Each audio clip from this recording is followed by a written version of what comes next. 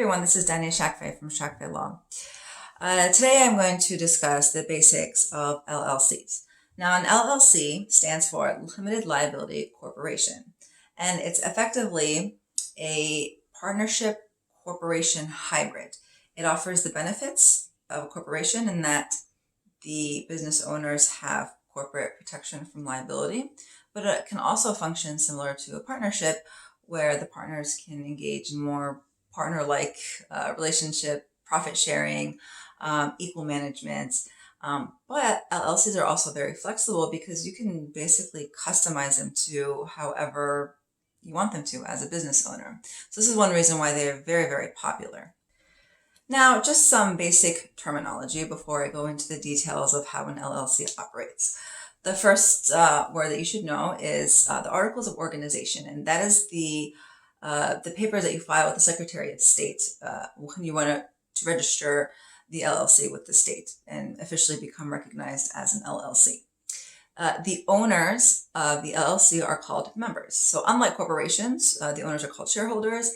In an LLC, they are called members. The governing document for an LLC is called an operating agreement. You may have heard the term bylaws or shareholder agreement, and the LLC's, the equivalent of a shareholder agreement is the operating agreement.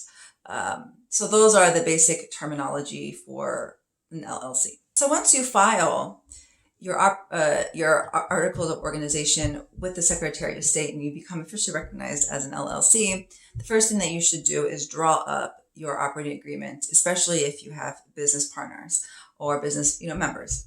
And this is key because if an LLC does not have an operating agreement, then it is bound by the statute that governs LLCs in the respective states. So in Illinois, we have the LLC Act, and it's very basic. And so it doesn't address a lot of scenarios that could happen. And so when a scenario that is not addressed by the LLC Act happens, then so oftentimes members are left without remedy. And we don't want to be in that situation because that often results in conflict and litigation. So it's very important to have an operating agreement.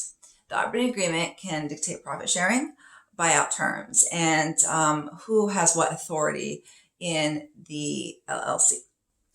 Now, there are two types of LLCs. There's member-managed LLCs and manager-managed LLCs.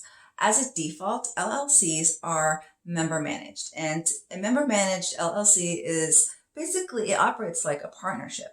The members typically have equal rights as far as binding the LLC in a contract, equal representation, usually oftentimes like the same amount of votes. Again, it's very custom, but the idea is that each member has similar or same or comparable rights in the LLC as far as day-to-day management.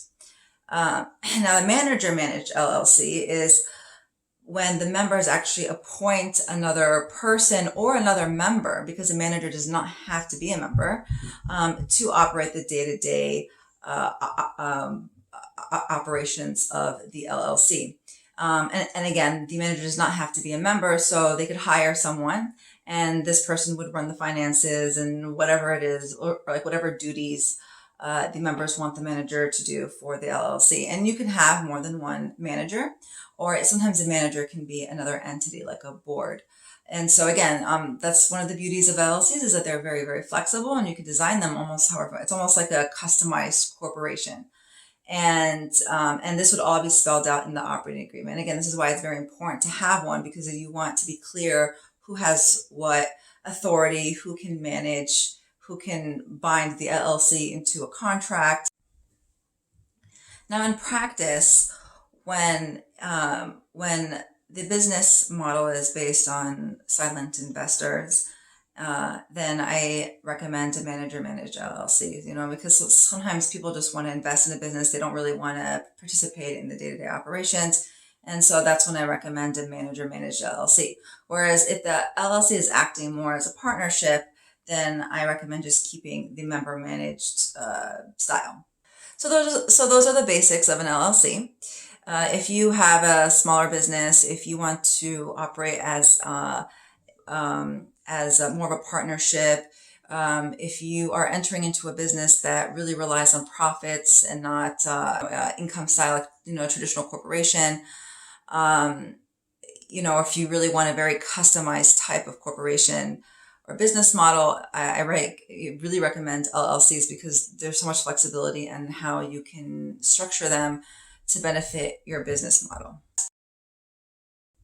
And that's all I have for today on LLCs. If you are thinking of starting an LLC, or if you have questions about your current LLC, you can give our office a call at 630-517-5529. You can also fill out the form in the description below to contact us.